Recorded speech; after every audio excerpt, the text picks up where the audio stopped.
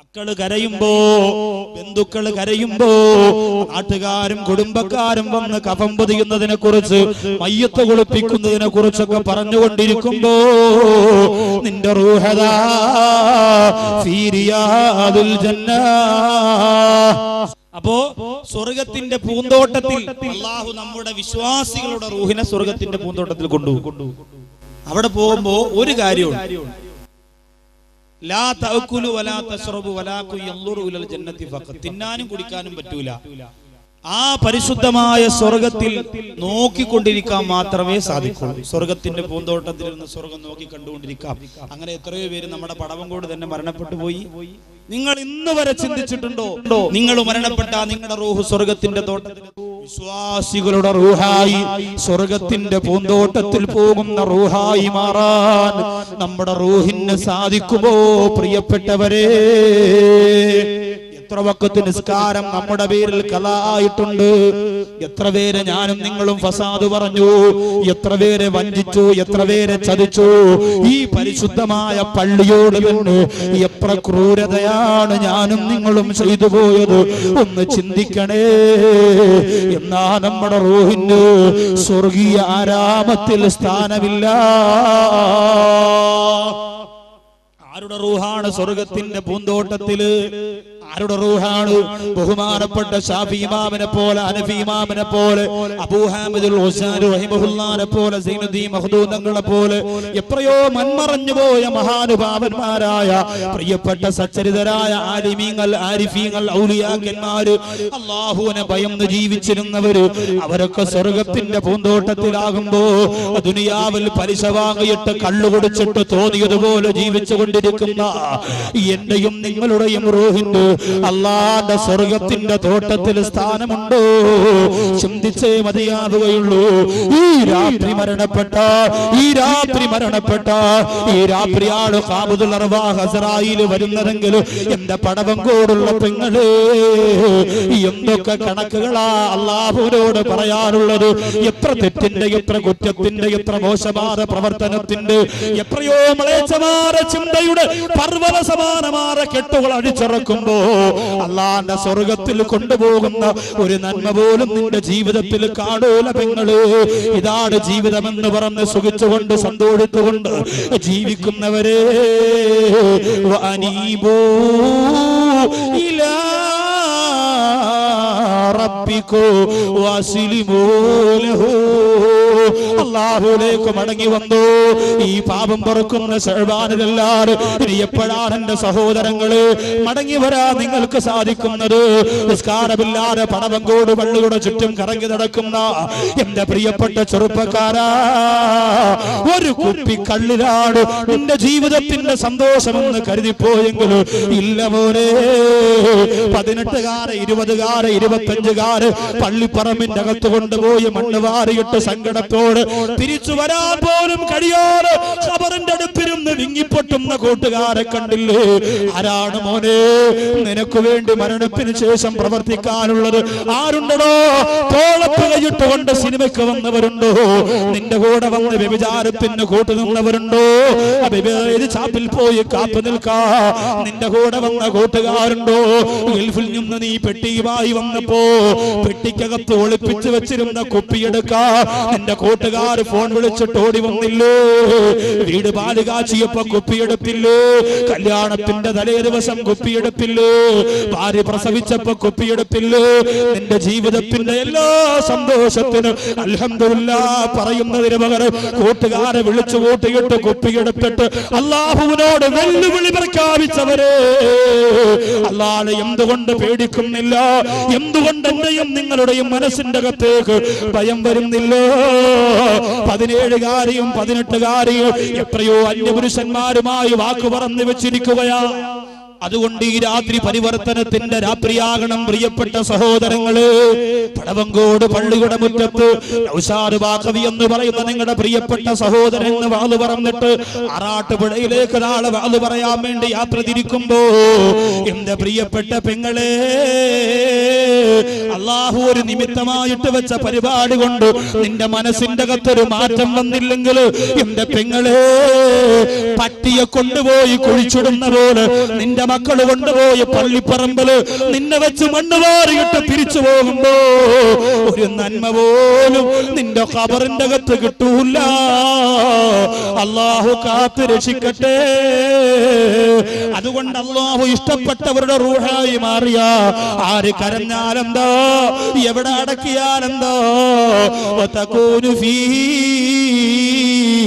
റിയാദിൽ ജന്ന, സ്വർഗത്തിന്റെ പൂന്തോട്ടത്തിലായിരിക്കും നമ്മുടെ റൂഹിന്റെ സ്ഥലമെന്ന കാര്യം നമ്മൾ മറക്കണ്ട. നാലാമത്തെ റൂഹ് ആരുടേതാണെന്നറിയോ? വഅർവാഹുൽ ഉസാതി മിനൽ മുഅ്മിനീൻ, വിശ്വാസികളിൽ നിന്ന് തെറ്റ് ചെയ്യുന്നവരുടെ റൂഹാണ്. വിശ്വാസികളിൽ നിന്ന് തെറ്റ് ചെയ്യുന്നവരുടെ റൂഹാണ്. തിന്മ ചെയ്യുന്നവരുടെ റൂഹാണ്. ആഭാസത്തരങ്ങൾ കാണിച്ച് ജീവിക്കുന്നവരുടെ റൂഹാണ്. നിസ്കരിക്കാൻ പറഞ്ഞാൽ കേൾക്കൂല. 10 കൊല്ലമായി 9 കൊല്ലമായി ജാബിർ സഖാഫി ഉസ്താദ് പള്ളിയിൽ പ്രസംഗിക്കുന്നുണ്ട്, ക്ലാസ് നടത്തുന്നുണ്ട്, നസീഹത്ത് തരുന്നുണ്ട്. ഇന്ന് വരെ അത് സമാധാനത്തോടെ കേൾക്കാൻ നിങ്ങൾക്ക് കഴിഞ്ഞിട്ടുണ്ടോ? 9 വർഷമായി ഈ പരിശുദ്ധമായ പള്ളിക്കകത്ത് ഹദ്ദാദ് റാത്തീബ് ഓതുന്നുണ്ട്. അതെന്തെന്ന് ചോദിച്ചാ മറുപടി പറയാനുള്ള, അത് എന്താണെന്ന് ബോധമുള്ള എത്ര ചെറുപ്പക്കാരാണുള്ളത്? എന്റെ സഹോദരങ്ങള്, എനിക്ക് എന്റെ ഉസ്താദിനോട് പറയാനുള്ളത്, 9 കൊല്ലമൊക്കെ മതി ഉസ്താദ്, നന്നായില്ലെങ്കിൽ പടച്ചവന്റെ കയ്യിൽ ഏൽപ്പിച്ചിട്ട് ഇറങ്ങിപ്പോക്കോ. എത്രയോ നല്ല ആലിമീങ്ങളെ പ്രതീക്ഷിച്ചുകൊണ്ട് ഒരുപാട് പള്ളികൾ കാത്തിരിക്കുകയാണ്. ഞങ്ങൾക്കൊരു നല്ല ഉസ്താദിനെ കിട്ടിയിരുന്നെങ്കിൽ, നല്ലതുപോലെ പ്രസംഗിക്കുന്ന, നല്ലതുപോലെ ഖുർആൻ ഓതുന്ന, നല്ലതുപോലെ ക്ലാസ് നടത്തുന്ന ഒരു ഉസ്താദിനെ കിട്ടിയിരുന്നെങ്കിൽ കൊള്ളാമായിരുന്നു എന്ന് ആഗ്രഹിച്ചുകൊണ്ട് നൂറുകണക്കിന് കേരളത്തിന്റെ പള്ളികൾ കാത്തിരിക്കുമ്പോ നന്നാവാത്ത ജനതയ്ക്ക് വേണ്ടി 10 കൊല്ലത്തിൽ കൂടുതൽ ആർക്ക് വേണ്ടിയാണ് എന്റെ പ്രിയപ്പെട്ടവരെ പറയുന്നത്?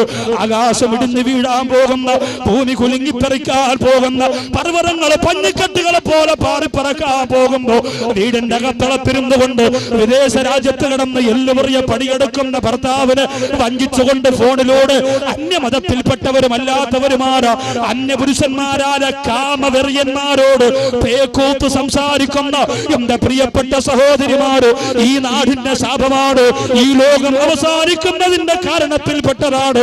അല്ലാഹു കാത്തുരക്ഷിക്കട്ടെ.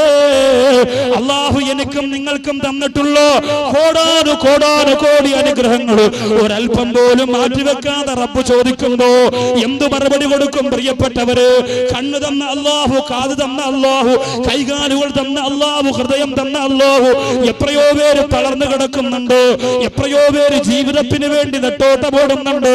എത്രയോ പേര് കാഴ്ചയൊന്ന് കിട്ടാൻ വേണ്ടി പൊട്ടിക്കരയുന്നുണ്ട്. എത്രയോ പേര് ഹൃദയത്തിന്റെ ഓരോ ഇടിപ്പിനും ഓരോ ലക്ഷം രൂപ ഹോസ്പിറ്റലിനകത്ത് കെട്ടിവെക്കുന്നവരുണ്ട്. ഇതെല്ലാം ഒരു ചില്ലി കാശ് പോലും വാങ്ങാറ് വാരിക്കോരി എനിക്കും നിങ്ങൾക്കും തന്ന പടച്ചറപ്പിന് പുറം കാലുകൊണ്ട് വലിച്ചെറിഞ്ഞ് പടവങ്കോട് പള്ളിയുടെ പവിത്രമായ മിനാരത്തിലൂടെ ബാഗ് കേൾക്കുമ്പോ അതിന്റെ താഴത്തുള്ള പണയിലിരുന്ന് തെങ്ങും തോട്ടത്തിലിരുന്ന് കൂട്ടുകാരുമൊത്ത് വട്ടം കൂടി വെള്ളമടിക്കോ മനസ്സ് കാണിക്കുന്നവര് പിശാചിന്റെ മക്കളായി പോയോ തിരിച്ചു കേറി വരാ വലിയ കഷ്ടപ്പാടാണ് കേട്ടോ. നരകത്തിന്റെ ചിന്തകള് നിന്റെ മനോമുഖരത്തെ മലീമസമാക്കി കിടന്നു, പിന്നെ രക്ഷപ്പെടാ കഴിയില്ല പെങ്ങള്. അതുകൊണ്ട് നിസ്കാരത്തിന്റെ ചിന്ത വരാത്ത പെണ്ണ്, അള്ളാന്റെ ചിന്ത വരാത്ത പെണ്ണ്, ഹബീബിനെ മറന്നുപോയ പെണ്ണ്, ഖുർആൻ എടുത്തിട്ട് എത്ര ദിവസമായി പെങ്ങള്, ഖുർആൻ കൈകൊണ്ട് തൊട്ടിട്ട് എത്ര ദിവസമായി പെങ്ങള്. അങ്ങനെയുള്ള മനോമുഖരത്തിലൂടെ ജീവിച്ചു കൊണ്ടിരിക്കുന്നവര് അല്ലാഹുവിന്റെ അദാബ് വരുന്നതിന് മുമ്പ് പരിശുദ്ധ ശഅബാനിന്റെ ഈ രാത്രി പരിവർത്തനത്തിന്റെ പടപ്പാട്ട് പാടി അല്ലാഹുവിന്റെ പൊരുത്തത്തിലേക്ക് പറന്നുയരുന്ന യഥാർത്ഥ മുഖ്ലിസീങ്ങളായി മാറിക്കോ. അല്ലാഹു അതിന് നമ്മെ തിരഞ്ഞെടുക്കട്ടെ.